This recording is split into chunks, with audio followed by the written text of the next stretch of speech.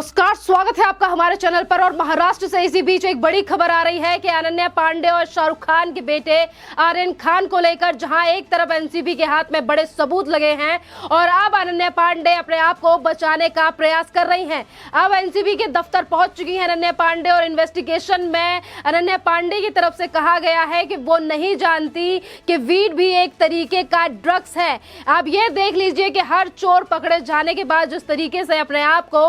बचाने का प्रयास करता है, और आज अनन्या पांडे जिन्होंने काफी ज्यादा स्ट्रगल किया है, आज अनन्या पांडे को नहीं पता कि वीड भी एक तरीके का ड्रग है। पर यहाँ पर जो कानून है, एनसीबी है, लगातार उनके हाथ नए सबूत लगते जा रहे हैं और हमें नहीं लगता कि अब उस अनन्या पांडे को बख्शा जाएगा, क्योंकि जिस तरीके से एक तरफ बात को कबूल लिया गया है कि हाँ वो कुछ पहले वो गांजा ले चुकी हैं, आर्यन खान के लिए देने की बात करती हैं, और अब यही अनन्या पांडे की तरफ से कहा जा रहा है कि वो वीड में अंतर नहीं जानती हैं। पर कानून में इस तरीके की कोई प्रक्रिया नहीं है। अगर गुनाह किया है, पाप किया है, तो उसकी सजा दी जाएगी। और ये जिस तरीके से अपने आप को बचाने का प्रयास अनन्या पांडे की तरफ से किया जा रहा है, अब लग नहीं रहा कि एनसीबी अनन्या पांडे की बातों में आएगी, क्योंकि एक तरफ अनन्या पांडे खुद ही कह रही हैं कि उन्हें वीड में और ड्रग्स में अंतर नहीं पता, तो दूसरी तरफ अब एनसीबी के हाथ में चैट भी सामने आई है जिसमें अनन्या पांडे खुद कह रही हैं कि हाँ उन्होंने पहले गांजा लिया है, फिर से गांजा लेना चाहती हैं। ये जो चैट एनसीबी के हाथ में लगी है, ये बड़ा सबूत है जो कि आने वाले समय में अनन्या पांडे और शाहरुख खान के बेटे आर्यन खान के लिए बड़ी मुसीबतें खड़ी कर सकता है। और जो बेल की बात अभी तक हो रही थी, इसमें भी अब आर्यन खान के बेटे के लिए मुश्किलें खड़ी होंगी, क्योंकि अनन्या पांडे की तरफ से ये जो चीजें कबूली गई हैं, ये एक बड़ा सबूत है एनसीबी के लिए। एनसीबी के हाथ में एक बड़ा सबूत लगा है आर्यन खान ड्रग मामले को लेकर। एनसीबी के हाथ में चैट लगी है अनन्या पांडे और शाहरुख खान के बेटे आर्यन खान की चैट, जो 2018 से 2019 के बीच की चैट है, जिसमें अनन्या पांडे आर्यन खान से कहती हुई नजर आ रही हैं कि वो पहले एक बार गांजा ले चुकी हैं और फिर से गांजा ट्राई करना चाहती हैं। इसी बीच शाहरुख खान के बेटे आर्यन खान की तरफ से पूछा जाता है, क्या तुम गांजा अरेंज कर सकती हो, जिसमें अनन्या पांडे ने कहा कि हाँ वो गांजा अरेंज कर सकती हैं। जो यार जिस तरीके से लगातार एक के बाद एक कामयाबी या फिर सबूत जो है वो एनसीबी के हाथ में लग रहा है, तो ये बड़ी मुश्किलें पैदा कर सकता है। 26 तारीख को जो अभी हाई कोर्ट में सुनवाई होने वाली है आर्यन खान की बेल को लेकर, आज फिर से एक बार एनसीबी ने अनन्या पांडे को एनसीबी के दफ्तर बुलाया है और एनसीबी के दफ्तर अनन्या पांडे पहुंच भी चुकी है। और कल तो अनन्या पांडे सहम गई थी, डर गई थी, उन्हें पानी पिलाया गया और उसके बाद जब उनसे सवाल पूछे गए आर्यन खान ड्रग मामले को लेकर, तो वहां पर उन्होंने कहा कि वो मजाक कर रही थी चरस और गांजे की बात को लेकर। और आज अगर फिर से एनसीबी की तरफ से समन किया गया है, बुलाया गया है अनन्या पांडे को, तो ये बड़ी मुश्किलें खड़ी कर सकता है अनन्या पांडे और शाहरुख खान के बेटे की बेल के लिए, क्योंकि जिस तरीके से लगातार एक के बाद एक बड़ी चीजें एनसीबी के हाथ में लग रही है, इस पर हम कह सकते हैं कि मुश्किलें बढ़ने वाली हैं अनन्या पांडे और आर्यन खान की। आर्यन खान को लेकर जिस तरीके से लगातार वकीलों की तरफ से कोशिश की जा रही है, पहले सेशन कोर्ट की तरफ से जमानत नहीं मिली, अब याचिका जो लगाई गई है वो हाई कोर्ट में लगाई गई है, जिस पर सुनवाई होनी है 26 तारीख को, 26 अक्टूबर को। अनन्या पांडे से फिर से एनसीबी तीखे सवाल करेगी और जिनसे जवाब लिए जाएंगे अनन्या पांडे से कि जो चैट सामने आई है ड्रग या फिर गांजे की। और एक और बड़ी बात यह है कि एक तरफ अनन्या पांडे और आर्यन खान की चैट में इस तरीके से चीजें निकलकर सामने आ रही हैं, तो वहीं दूसरी तरफ एनसीबी ने एक और महाराष्ट्र में से एक बड़े ड्रग पैडलर को गिरफ्तार किया गया है और इसी ड्रग पैडलर का कनेक्शन बताया जा रहा है अनन्या पांडे और शाहरुख खान के बेटे आर्यन खान के बीच। जी हाँ, और आज अगर अनन्या पांडे को एनसीबी के दफ्तर बुलाया गया है, तो खबरें ये भी आ रही हैं कि जो ड्रग पैडलर जिसकी गिरफ्तारी आज की गई है एनसीबी की तरफ से, उसके सामने बिठाकर पूछताछ हो सकती है अनन्या पांडे से, क्या आप इस पैडलर को जानती हैं, ड्रग्स को लेकर, गांजे को लेकर, तमाम ऐसी चीजें हैं जो आज एनसीबी अनन्या पांडे से पूछ सकती है। और यह भी बड़ी बात है कि शाहरुख खान के बेटे की, और एक और बड़ी बात यहां पर यह भी है कि आर्यन खान को अभी 30 अक्टूबर तक जेल में रहना पड़ेगा। 26 तारीख को सुनवाई है, क्योंकि जो कोर्ट में रहने का टाइम है वो बढ़ा दिया गया है 30 अक्टूबर तक। 30 अक्टूबर तक आर्यन खान जेल में रहेंगे। और इसी बीच एनसीबी के हाथ में अगर इस तरीके से बड़े बड़े सबूत लग रहे हैं तो ये बात साफ होती नजर आ रही है कि शायद अब 26 तारीख को भी आर्यन खान को जमानत नहीं मिलेगी। एक तरफ आर्यन खान, अनन्या पांडे की चैट्स, दूसरी तरफ इतने बड़े पैडलर की गिरफ्तारी, जिसकी आज एनसीबी ने गिरफ्तारी की है, जिससे जल्द ही पूछताछ होगी। और एक और बड़ी बात यह भी है, जो सूत्रों के हवालों से खबर आ रही है, वो ये भी आ रही है कि आर्यन खान का नाम इंटरनेशनल ड्रग ऐप में भी है, वहां के मेंबर भी है आर्यन खान, जो एक इस तरीके का ऐप है जो विदेश में इंटरनेशनल ऐप है ये, जिसके द्वारा ड्रग बेचने का, कंज्यूम करने का काम किया जाता है। ये ड्रग बेचने का जो ऐप है इसमें भी मेंबर है आर्यन खान, और इसकी जानकारी फॉरेंसिक टीम से आना अभी बाकी है, पर सूत्रों के कालों से यही खबर आ रही है कि आर्यन खान भी उस इंटरनेशनल ऐप के मेंबर हैं। जी हां, लगातार एनसीबी अपनी जांच में आगे बढ़ रही है,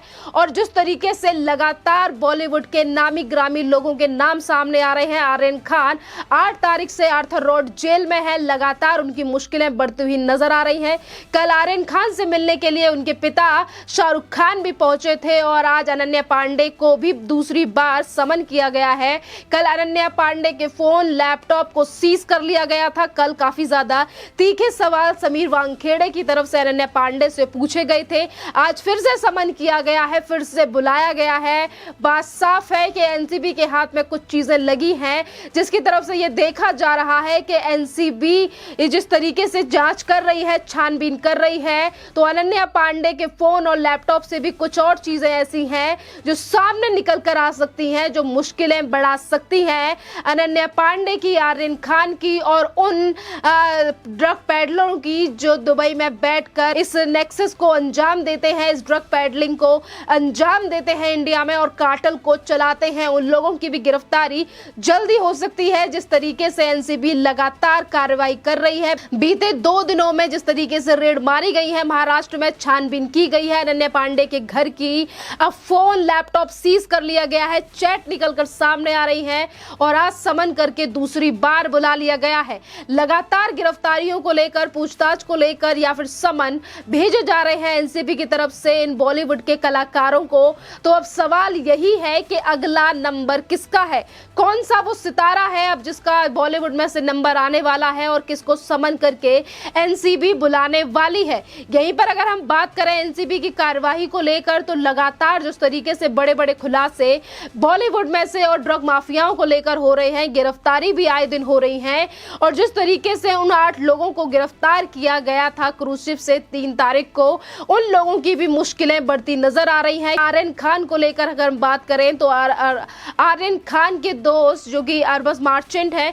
उनके पास भी ड्रग मिला था, और जिस तरीके से लिंक जुड़ता हुआ नजर आ रहा है, एनसीबी लगातार इस पर काम कर रही है। दुबई में बैठे हुए माफियाओं को की गर्दन तक भी पहुंचने का प्रयास एनसीबी की तरफ से किया जा रहा है। तो वो दिन भी दूर नहीं है कि बॉलीवुड से और दाऊद, ड्रग माफिया, दुबई में बैठे हुए आतंकी, इन सब से किस तरीके से संबंध है बॉलीवुड के लोगों का, ये चीजें भी जनता के सामने जल्द ही आ जाएंगी, जिस रफ्तार से एनसीबी काम कर रही है। अगर हम यहाँ पर अनन्या पांडे की बात करें, आर्यन खान की बात करें, या फिर बात करें, क्योंकि ये तीनों जो दोस्त हैं, चाहे वो अरबाज मर्चेंट हो या फिर सुहाना हो, शाहरुख खान की बेटी, ये 4-5 ऐसे कलाकार हैं जो आपस में एक ही स्कूल से पढ़े हैं, आपस में दोस्त हैं। और अब अगर लिंक निकलकर सामने आ रहा है तो अरबाज मर्चेंट के पास जो ड्रग मिली थी उससे संबंध अगर एक तरफ आर्यन खान का निकलकर सामने आता है एनसीबी की तरफ से, तो दूसरी तरफ अनन्या पांडे के साथ भी इस तरीके की चैट निकल कर आ रही हैं। और इंटरनेशनल ड्रग कार्टेल, मतलब इंटरनेशनल जो ऐप है,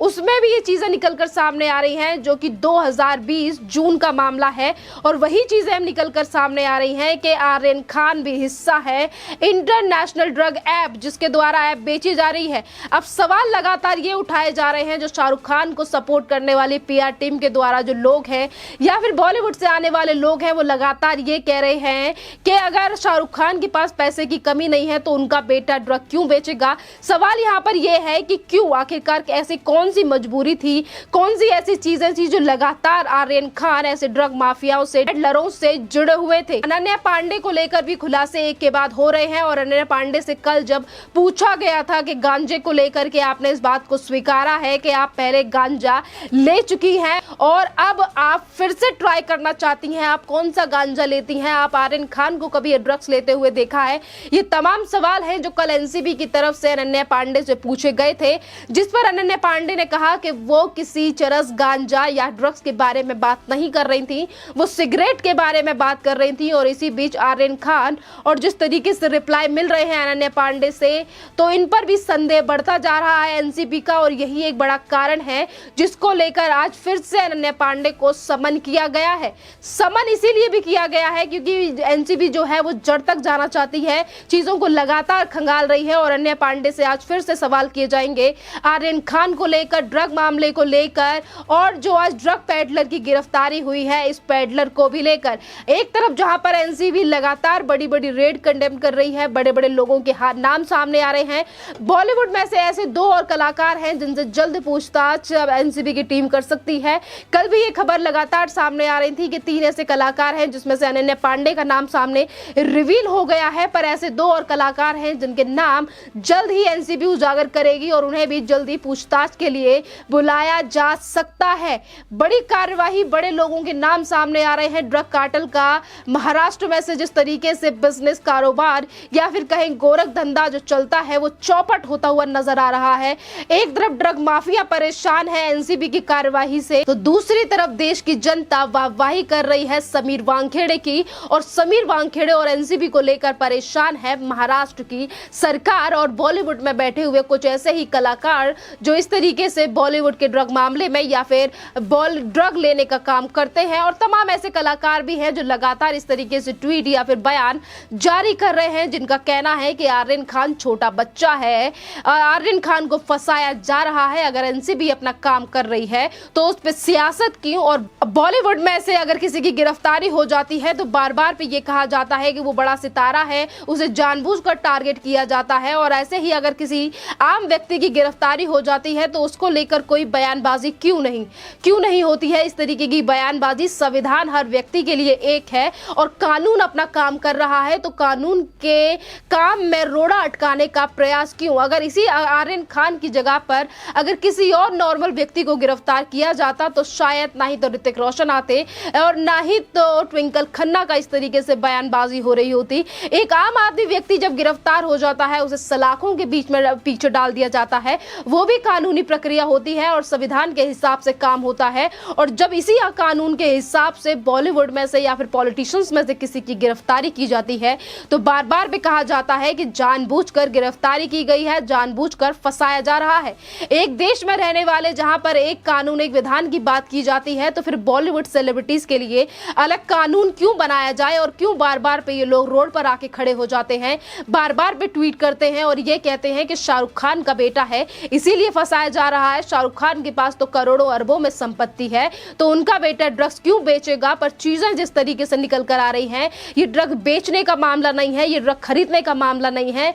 ये मामला है जो एनसीबी पहले ही कह चुकी है कि ये मामला है चैट्स का, ये मामला है लिंक्स का, कि किस तरीके से आर्यन खान उन लोगों के साथ मिले हुए हो सकते हैं, उन लोगों के साथ नाम इनके हो सकते हैं। और यही एक बड़ा कारण है कि लगातार एनसीबी बड़ी बड़ी चीजों में हाथ डाल रही है और जिस तरीके से बड़े बड़े लोगों के कंधे तक भी हाथ जा रहे हैं। और यही एक बड़ा कारण है कि आज जो महाराष्ट्र की सत्ताधारी पार्टी है, पार्टी में बैठे हुए, सरकार में बैठे हुए लोग हैं या फिर बॉलीवुड में बैठे हुए लोग हैं जो लगातार बयानबाजी कर रहे हैं, क्योंकि कहीं ना कहीं उन लोगों को डर है कि एनसीबी जिस तरीके से कार्रवाई कर रही है, अगर